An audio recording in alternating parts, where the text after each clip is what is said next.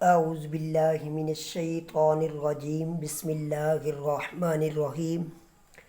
Dear students, हमारा final account chapter number 11 और जिसका आज हमने क्वेश्चन नंबर 12 करना है। तो इस चैप्टर में से हर साल एक क्वेश्चन लाजमी आता है और जो न्यू स्टूडेंट्स हैं, अगर उन लोगों ने मेरा इंट्रो वाले मैंने दो बनाए हैं वीडियोस, एक में कंप्लीट चीज़ें बताई हैं भी कौन सी चीज़ किस जगह जानी है, जबकि दूसरे लेक्चर में मैंने तमाम की तमाम एडजस्टमेंट बताई हैं भी उनके क्या क्या फैक्ट होते हैं। तो आप लोगों से रिक्वेस्ट है कि आप मेरे चैनल को सब्सक्राइब करें अगर आपको मेरे क्वेश्चन की समझ आती है। तो जी टाइम ज़ाया किए बगैर शुरू करते हैं जी अपना क्वेश्चन नंबर। आज हमारा 12 है जी, देखते हैं जी आज।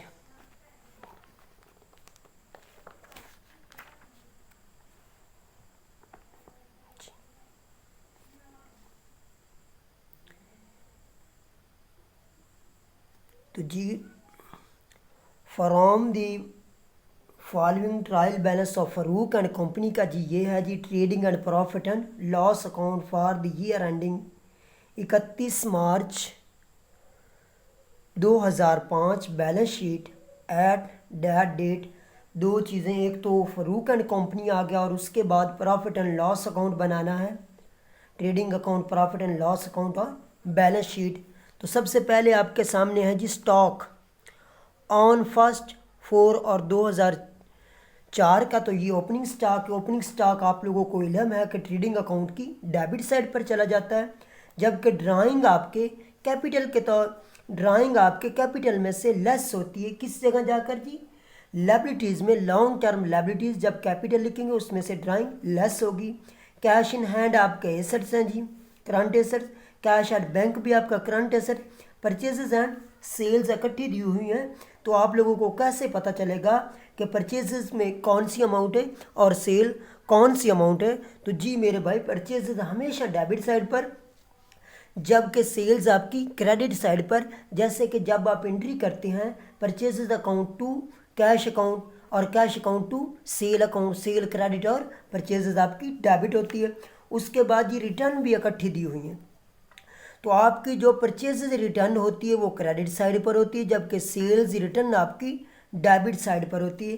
कैपिटल आपकी लायबिलिटीज़ के तौर पर कंसीडर की जाएगी, जबकि प्रोविज़न फॉर डाउटफुल डेट्स ये आपकी ओल्ड प्रोविज़न है। आप लोगों को बार बार बता चुका हूँ कि जो आपकी न्यू प्रोविज़न होगी वो हमेशा एडजस्टमेंट में होगी और एडिशनल भी आपकी एडजस्टमेंट में होगी। Bad debts and new provision आपकी ट्रायल बैलेंस में दी होती है।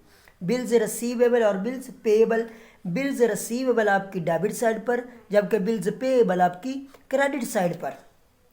कैरीज इनवर्ड ये आपके ट्रेडिंग अकाउंट की डेबिट साइड पर डायरेक्ट एक्सपेंसेस के तौर पर कंसीडर की जाएगी, जबकि प्लांट एंड मशीनरी ये आपका एसेट्स है, फिक्स एसेट। फर्नीचर भी आपका फिक्स एसेट है।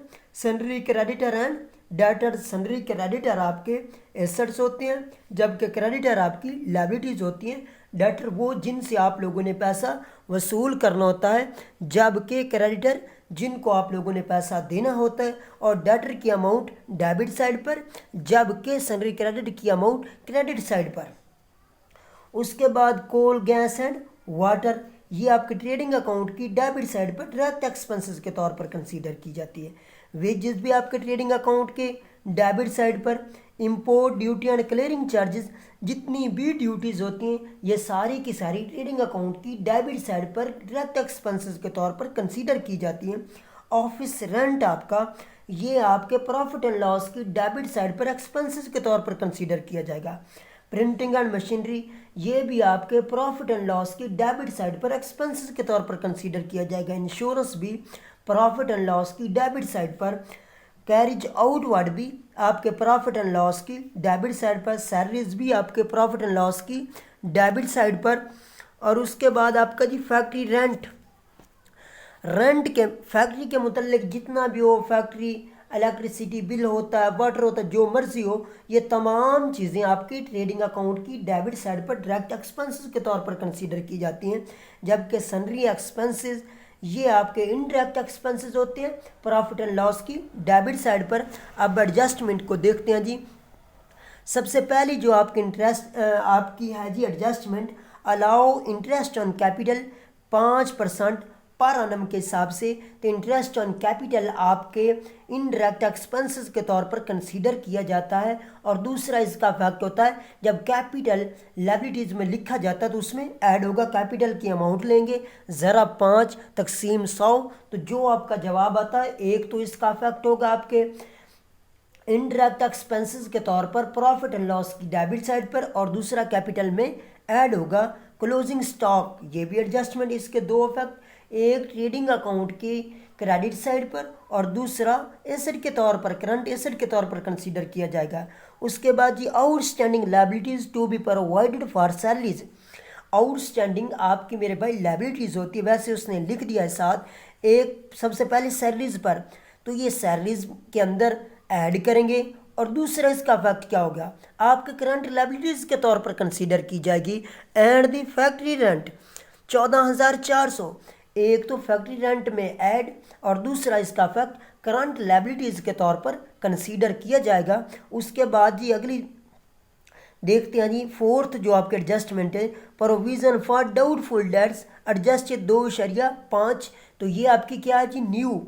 लेकिन न्यू लेते वक्त आप लोगों ने गलती करनी है, वो कौन सी जी, ये आपकी एडिशनल भी दी हुई है। और bad debts amount to Rs 24,000 additional.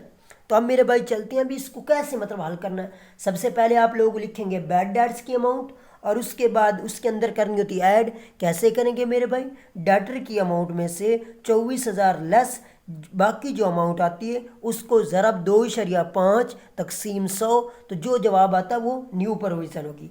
और उसमें से लेस करेंगे ओल्ड प्रोविज़न जो ट्रायल बैलेंस में दी जाती है, तब आपके प्रोविज़न का कंसेप्ट क्लियर होगा। और दूसरे इनके जो अफेक्ट होगा, डेटर में से ये एडिशनल भी लेस होगी और न्यू भी लेस होगी। अब अपने सवाल की हल की तरफ चलते हैं जी।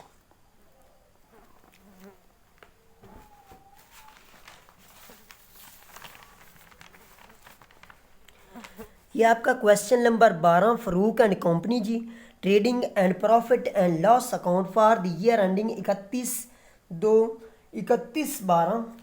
इन लोगों ने जो डेट मेंशन की हुई जी 31 मार्च है जी, 31/2/2005। और उसके बाद चलते हैं सबसे पहले जी ओपनिंग स्टॉक 1,50,000 का।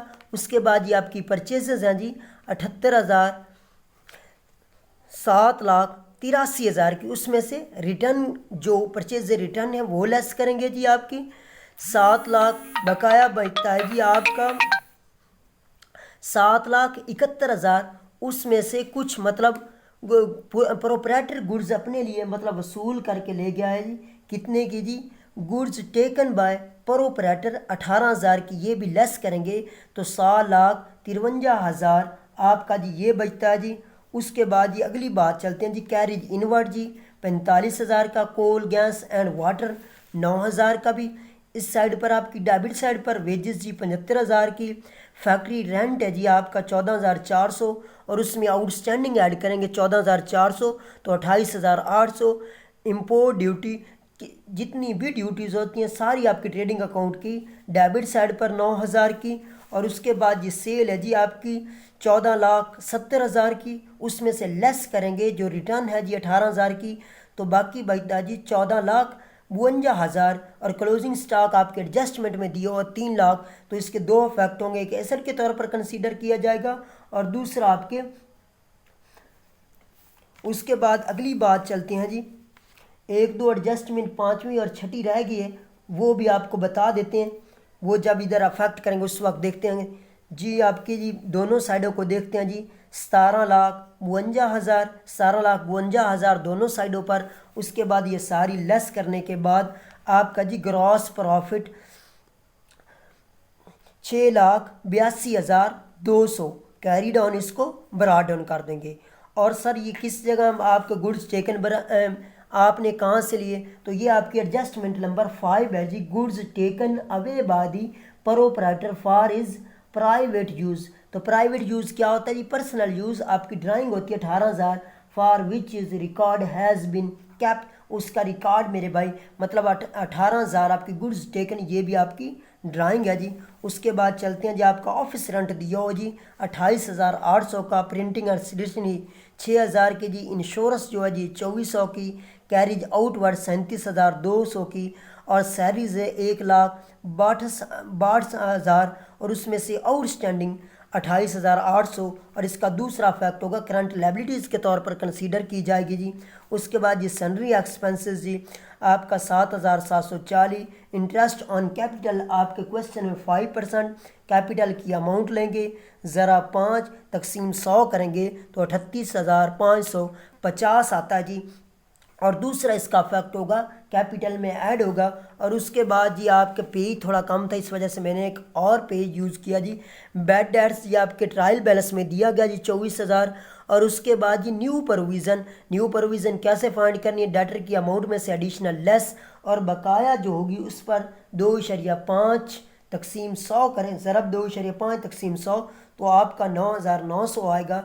तो ये बनता है जी 33,900। उसमें से लेस क्या करेंगे जी, ओल्ड प्रोविज़न 6,000 की, तो बकाया बचता है जी 27,900। डेप्रिसिएशन प्लांट एंड मशीनरी की अमाउंट लेंगे, ये आपके एडजस्टमेंट नंबर जी 6 है जी।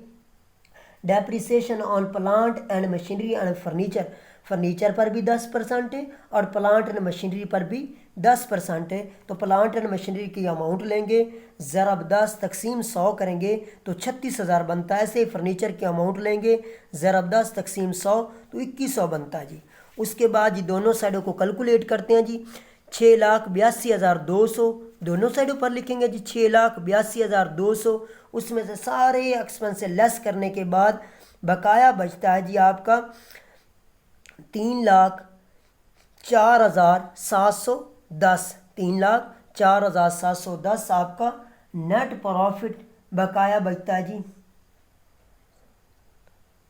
3,04,710 आपका net profit transfer to capital. तो अब चलते हैं जी अपनी बैलेंस शीट की तरफ।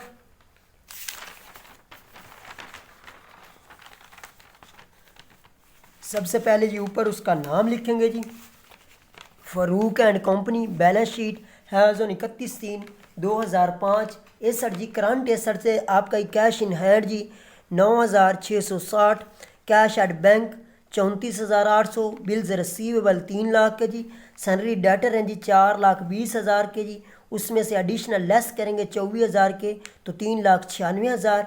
उसमें से न्यू जी 9,900 तो बकाया बचता जी 3,86,100। उसके बाद क्लोजिंग स्टॉक है जी 3 लाख, ये दो इसके अफेक्ट थे क्योंकि ये एडजस्टमेंट में था। उसके बाद जी आपका जी फर्नीचर जी 21,000 का, डेप्रिसिएशन 2100 लेस करेंगे तो बकाया 18,900 बचता है जी। उसके बाद जी प्लांट एंड मशीनरी है जी 3,60,000, उसका 10% 36,000 बचता था, वो लेस करेंगे तो 3,24,000 आपका बकाया है जी। उसके बाद चलते हैं जी आपके जी करंट लायबिलिटीज़ हैं जी। सैलरीज पेएबल आउटस्टैंडिंग मतलब 28,800, इसके भी दो इफेक्ट हुए थे। फैक्ट्री रेंट पेएबल 14,400, ये भी आउटस्टैंडिंग था। सैलरी क्रेडिटर जी 2,76,000 के जी। बिल्स पेएबल जो आपके हैं जी 30,000 के जी। कैपिटल की अमाउंट है जी 7,71,000, उसमें जी नेट प्रॉफिट 3,04,710, और उसके बाद उसके अंदर ऐड करेंगे जी इंटरेस्ट ऑन कैपिटल 38,550, तो ये बनता है जी 11,14,260। और उसमें से ड्राइंग लेस करेंगे, एक जो ऊपर ऑपरेटर की कुछ आपके ट्रायल बैलेंस में दी गई थी, और 18,000 आपकी एडजस्टमेंट था भी पर्सनल यूज़ के लिए उसने निकाली, तो ये टोटल बनता जी 90,000। इसमें से लेस करेंगे तो 10,24,260 बनता है जी। उसके बाद जी देखते हैं जी दोनों साइडों को कैलकुलेट करते हैं तो 13,73,460, 13,73,460 दोनों साइडों पर बनता है। तो जी मेरे भाई अगर आपकी बैलेंस शीट की दोनों साइड बराबर हैं, एसेट साइड और लायबिलिटी साइड, तो समझ लीजिए कि आपका सवाल बिल्कुल ठीक है, वरना कहीं ना कहीं आपसे गलती सरजद हुई है। ओके, अल्लाह हाफिज़ एंड टेक केयर।